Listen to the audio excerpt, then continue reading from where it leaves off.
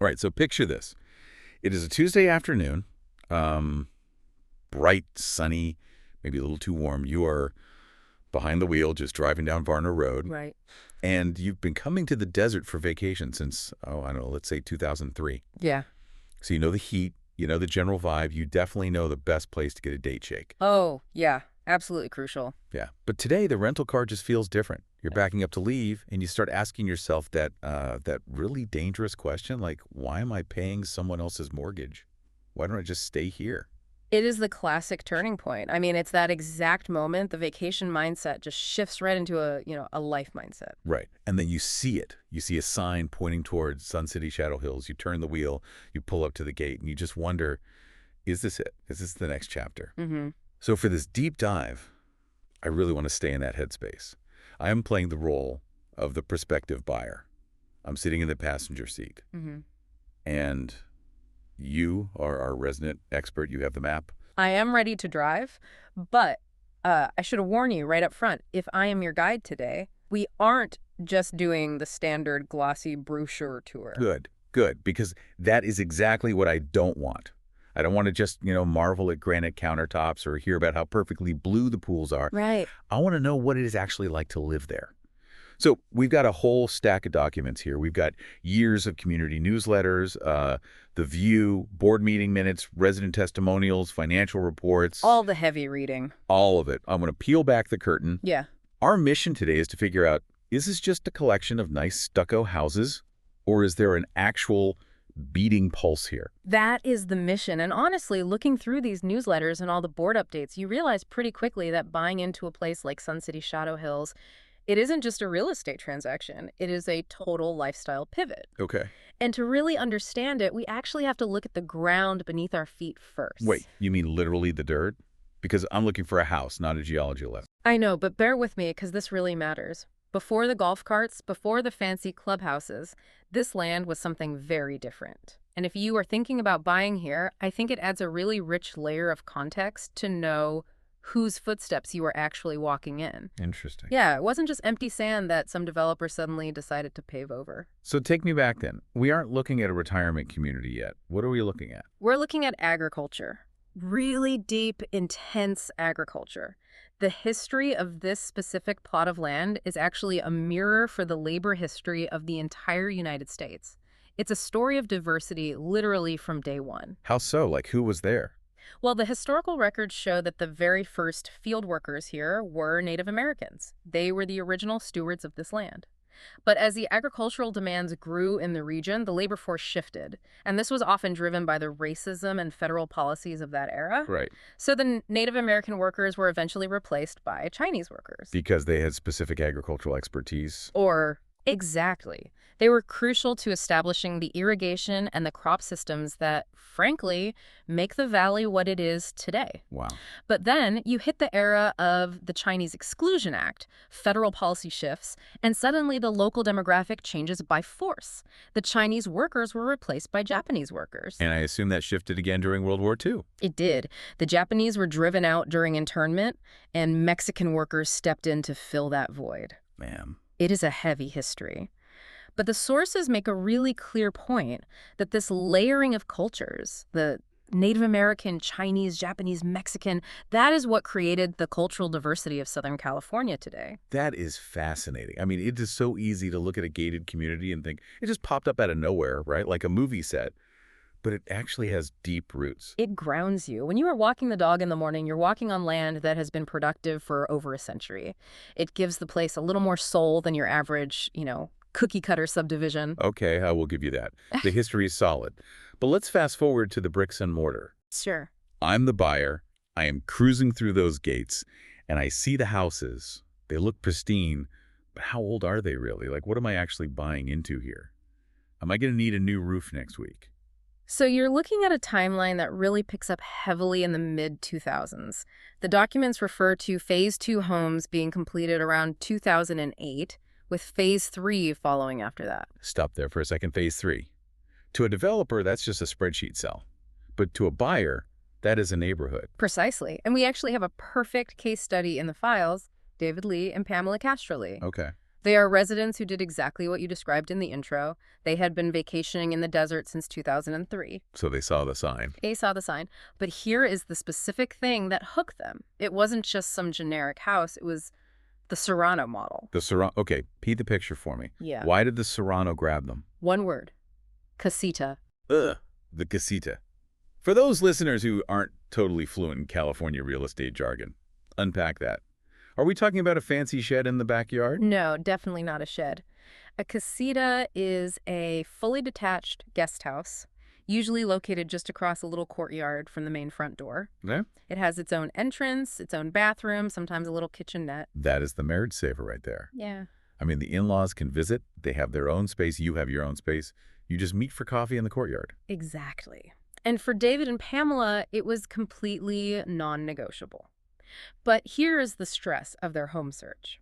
They were told phase 3 was starting, but the developer was actually planning to discontinue the Serrano model. Oh, that is the classic pressure tactic. Buy now or it's gone forever. Hey, it might have been sales pressure, but it absolutely worked. They jumped on it. They put a down payment on a literal dirt lot before the house was even built. Wow. Yeah, they came back. In 2011, the house was finished, and they have been there ever since.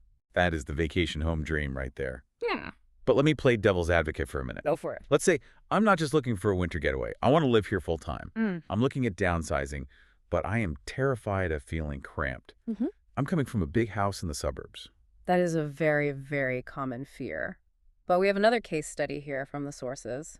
The Lupica family, Joe and Carol. Okay. They were already living in the desert, actually, in a condo over at the Monterey Country Club. Okay, so they already know the area well. Why move? A Yeah. condo is super easy living. Well, they needed to upsize, actually, or rather they wanted to right-size. They moved to a phase 2 home specifically because of the dining room. The dining room, that's the deal breaker. Sunday night dinners, they have grandchildren. They needed a table big enough to host the whole family every single week. Oh, that's great. And the menu. This is actually my favorite detail in their file because it pushes back so hard against the stereotype of what, retirees eat. Lay it on me. Are we talking meatloaf and mashed potatoes? Italian and vegan. Italian and vegan. That is a very specific, very California vibe. Right. It shows you that people aren't just moving here to golf and sleep. They are moving here to facilitate family connection. They wanted a home base where the grandkids could come over and eat vegan lasagna.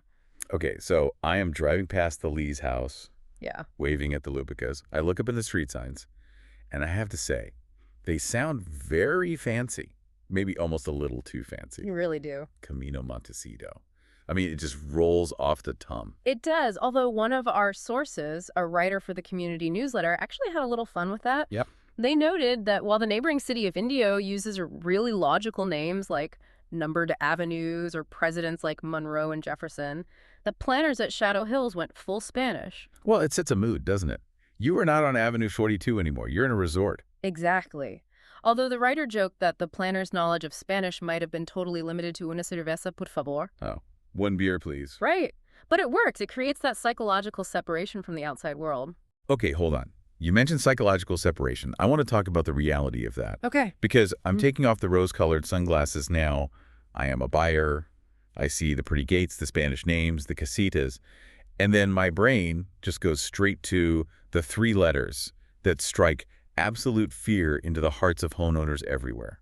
HOA. The Homeowners Association. Look, we have all heard the horror stories. Special assessments out of nowhere. Bankruptcy. Deferred maintenance where the pool turns green and the roads crumble just because the board didn't save enough money. Yeah. So is this place financially stable, or am I buying into a massive money pit? That is the million-dollar question, literally. And I went really deep into the board updates and financial reports for this because I know that is where the real story is. The data is surprisingly reassuring. Give me the headline. One of the board members described the community not as a business, but as a small city. They manage massive infrastructure. But here's a stat you really need to write down. I'm ready. At one point recently, the community had over 71% in funded reserves. 71%. Okay, unpack that for the listener who does not speak HOA board speak. Yep. Is that good? Because 71% on a math test is a C-. In the HOA world, 71% is an A+. To give you context, many associations, especially in vacation areas or older parts of California, they struggle to keep that number above 30 or 40%. Wow. So nearly 3/4 of everything they might ever need to fix is already paid for. Basically, yeah. Low reserves mean that when things break, like roads, roofs, common areas, the money just isn't there. So they knock on your door and say, hey, we need $10,000 from you right now. Yikes. High reserves protect you from that. It is a huge buffer. So it's basically an insurance policy against those nasty surprises. Exactly. They even have very specific funds set aside, like the North Channel Flood Control Fund. North Channel flood control. Why on earth do we need that in a desert? Because when it rains in the desert, it pours. Flash floods are a very real risk. Having a dedicated fund for storm damage means they aren't scrambling when a big storm hits. It implies a very conservative, risk-averse financial model. That actually makes me feel way better than the granite countertops did. Yeah. Knowing they aren't running on fumes is huge. Yeah. But let's be real here. Even with money in the bank, things break. Mm. Construction happens. Is it always paradise? No, it's not. And I am really glad you asked that because if we are being honest guides, we have to talk about the dust. Okay. Living in a city means living with maintenance. There is actually this whole saga in the records about the Camino Montecito heroes. The heroes. That sounds dramatic. Did they save a cat from a burning palm tree or something? No, they survived renovation. Oh. There was a group of residents who had to live behind green construction fences for 2 years and 10 months. Nearly 3 years behind a green screen. That sounds miserable. It is certainly not the resort life they promised in the brochure. This was while the community was upgrading the streetscape and infrastructure. The community actually recognized them publicly for their patience. Wow. But it just goes to show that maintaining that resort look takes actual heavy industrial work. It's not magic, it is construction. I appreciate that honesty. I mean, it is easy to sell the dream, but knowing that residents are patient and that the board actually acknowledges that patience, it tells me a lot about the culture there. It feels way less like a hotel and more like a partnership. That's a great way to put it, a partnership. Okay, so the foundation is solid, the money is safe, and the neighbors are patient. Now I want to have some fun. I've bought the house. It's Saturday. What am I doing? Well, you are heading to the clubhouses. You have 2 main hubs, Montecito and Santa Rosa. And if I'm hungry. You're going to the Shadows restaurant. But what is really interesting here is how the food scene evolves based on what the residents actually want, not just what the management thinks they want. Give me an example of that. So there was an event, a concert, over at the Santa Rosa venue. The management decided to try something completely new, a dual station setup. Like a buffet. Basically, yeah. A quick service buffet instead of a formal sit-down meal. And they were terrified the residents would absolutely hate it. Because the stereotype is that retirees want white tablecloths and table service. Like, bring me my soup. Exactly. But it turns out the residents loved it. The feedback was overwhelmingly positive. They said, hey, we like this better. We want to grab our food and go see the show. It's a much more active, casual vibe than you might expect. It's not stuffy. Not at all. And speaking of food and drinks, I have to mention the Sips and Salads events. Sips and salads. Sounds healthy. It is. It's part of a huge wellness push. They started these healthy happy hours. And here's a detail that really shows the demographic shift. You can now trade in your free drink ticket for a mocktail. A mocktail. Okay, so we are seeing a move away from the gin and tonic at 4 p.m. generation. Definitely. It's about hydration, herbal teas, cutting back on sugar. It's a very modern approach to aging. It's not about sitting in a rocking chair. It's about longevity. Speaking of longevity and wellness, I saw something in the notes that made me pause. Sound baths. Ah, yes. The vibrations. Explain this to me. I am a skeptical buyer. If I walk into the clubhouse, am I going to find people chanting? Because that might be a deal breaker for me. You might find them lying down, actually. It has become incredibly popular. You lie on a mat, head on a pillow, and you are surrounded by singing bowls and gongs. And this is supposed to do what, exactly? Just relax you? Or is it spiritual? Well, one resident specifically mentioned in a testimonial that they had been suffering from neck and shoulder pain for weeks. They went to a sound bath, super skeptical, just like you, and came out with the pain significantly lessened. No way. Yeah, they were so convinced they actually started researching the healing effects of sound frequencies. Look, if I can fix my neck pain while basically taking a nap, sign me up. I don't care if it's woo-woo or science. It fits into that broader trend of self-improvement. The residents here aren't just passing time, they are trying to actively optimize their health. They are active participants in their own aging process. That brings us to the social life. I am looking at this list of clubs, and it is overwhelming. But one statistic jumped out at me, and I honestly don't know if I believe it. The Performing Arts Club stat. Yes. It says right here that 74.7% of residents have performing arts history or ancestry. That seems remarkably precise and remarkably high. It is likely a bit tongue-in-cheek from the newsletter, just a creative recruitment tactic. They were always desperate for stagehands, actors, directors. Right. But the fact that they can even make that joke suggests the club is massive. They are putting on real full-scale productions. So if I used to be a drama geek in high school, I have found my people. Absolutely. But, and this is the most important insight I found in the documents, if you don't find your people, the culture here expects you to do something about it. What do you mean? It's the philosophy of building, not just doing. Building, not just doing. Unpack that for me. Take the Snowbirds Club. That's for the seasonal residents. Right. So this guy, John McFerrin, moves here from Florida. In Florida, he had this great Snowbirds Club where seasonal people could connect and hang out. He gets to Shadow Hills, and there's nothing like that. Okay, so the typical reaction would be to just complain to the HOA. Like, why don't you organize this for us? I pay my dues. Exactly. Entertain me.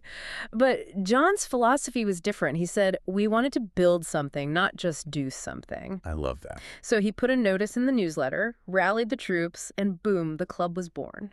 That is a powerful distinction. It means the community is really what you make it. It is not a cruise ship where the itinerary is already set for you. It's more like a workshop. It is. And if you are a buyer, that's a huge selling point. You aren't walking into a museum where you can't touch anything. You're walking into a place where you can leave a mark.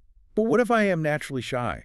What if I just moved in, I don't know a single person, and I'm definitely not ready to found a brand new club on day one? That's where the Newcomers Club comes in. They explicitly market themselves as the way to shorten the timeline from settling in to feeling at home. That settling in period can be so lonely. You are unpacking boxes, you don't know where the grocery store is, you miss your old friends. It can be brutal. The Newcomers Club organizes mixers and speakers specifically to bridge that gap. It's the on-ramp. It is designed to get you integrated before you have time to feel isolated. Okay, so we've got the house, the money is secure, we've got the clubs. Now I want to zoom out a bit. Sure. I'm in the desert. Am I cut off from the rest of the world? How do I manage my daily life? Well, let's talk digital connectivity first. They call their website the Digital Front Porch. Digital front porch, I like that branding. It's sci.com. It's the hub. You've got the My Home tab where you handle all your business. But for a buyer worried about security, here's a tech detail that actually matters.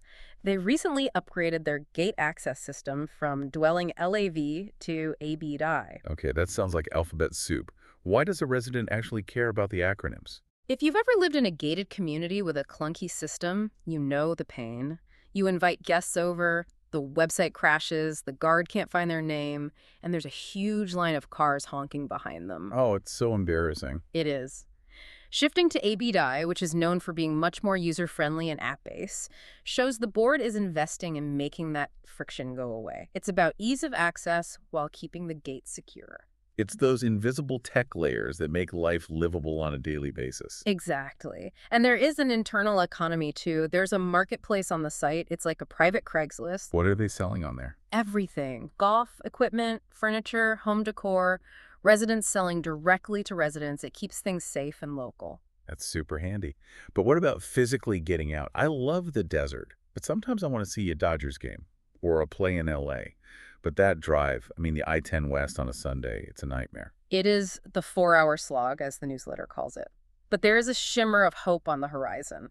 The community is very focused on the proposal for the Coachella Valley San Gorgonio rail service. A train. A daily train service. The dream is to just hop on a comfortable train here in the valley and be at Union Station in downtown LA in 3 hours. No traffic. Yeah. Just reading a book and watching the scenery. Exactly. It would be an absolute game changer. You could go into the city for a nice dinner or show and come back without the white-knuckle driving. That completely changes the value proposition of the house, honestly. It connects you to the metropolis without all the stress. It's been discussed since 1991, so don't buy your train ticket just yet. But the fact that it's such an active topic of conversation shows that the residents are thinking about regional connectivity. They don't want to be isolated. And what about for the things you need right here? Plumbers, electricians? If my golf cart dies on me, am I stranded? The local ecosystem is incredibly dense. Looking at the community resources, you realize you don't have to hunt for help. You've got Joyride Health for non-emergency medical transport if you can't drive. That is huge for aging in place. And you've got Dan's mobile golf cart service. He will come right to your driveway to replace your lithium batteries. House calls for the golf cart, of course. The point is, the services have built up around the community. You aren't stranded in the middle of nowhere. You are the center of gravity for all these businesses. That's a really good point. The economy just revolves around the residents. It does. It is a very well-oiled machine. Okay, let's bring this home. I drove in here wondering if this was just a retirement home with a nice sign. It feels much more dynamic than that. It's got this deep history with the land, the Native American, Chinese, Japanese, Mexican lineage. It has a financial fortress around it with those 71% reserves. And it really seems to have a culture of participation. That's the key word, participation. Whether it's the Camino Montecito heroes dealing with the dust or John McFerrin starting the snowbirds just because he saw a gap. It's a place where you are expected to show up. It offers a lifestyle, yes, but it asks for engagement in return. You're absolutely right. It is a two-way street. So if I buy that Serrano model in Phase 3, I'm not just buying the casita. I am buying into a small city. A small city where you can eat vegan lasagna, get a sound bath, and maybe, just maybe, catch a train to LA one day. That sounds like a pretty compelling next chapter. It's certainly a unique corner of the valley. So here's the question I really want to leave you with, listener. We talked about John McFerrin and his idea of building something, not just doing something. A great philosophy. If you moved into a community this established, this organized, would you be content just joining the existing clubs, just signing up for the sips and salads? Or would you look around, see a gap, and feel the need to build something entirely new? What is the missing piece that you would bring to Sun City Shadow Hills? That is the exact question that keeps a community alive. Thanks for riding along with us on this deep dive. We will see you at the gate. Drive safe.